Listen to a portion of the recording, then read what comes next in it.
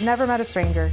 Always met them where they were at, and everybody was immediately his friend. Gene Danley was a Navy electrician serving in Vietnam and working on airplanes during the war. He was still in the Navy when I was born, and I think the first 10 years of my life, he was in the Navy. Wendy Davis, his daughter, remembers her father as a kind man who was beloved by his fellow service members. I reached out to some of his friends, and they said, your dad was larger than life. He was our hero. Anybody really who was in country was exposed to Agent Orange. As you know, it was a very harsh chemical. But later in his life, he developed Alzheimer's, and 7 years ago, to the day that President Joe Biden arrived, her father died of complications related to Alzheimer's and Agent Orange exposure. Dad didn't really know that there was a cause and effect until it was pointed out to him by medical professionals, but he developed prostate cancer in his later stages of life, and that was the connection. A fight to get benefits that, because of the Pact Act, other veterans exposed to Agent Orange, burn pits, and other toxins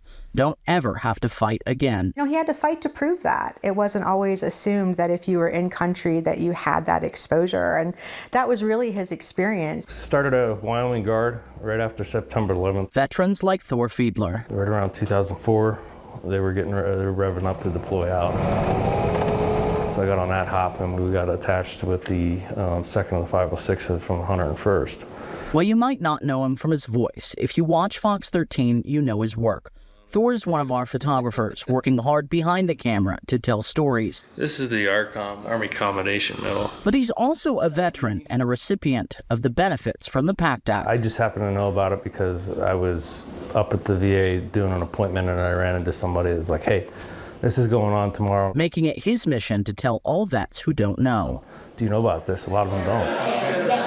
Which is why the VA is holding events all over the state to get more people to apply. We've done more events this year than we've probably done in the last 2 years. The Pact Act is the largest expansion of veterans benefits and survivor benefits in a generation. Chris Hawley is the executive director of the Salt Lake office for the Veterans Benefits Administration. Well, I'm pretty passionate about it. I'm a 24-year Army combat veteran.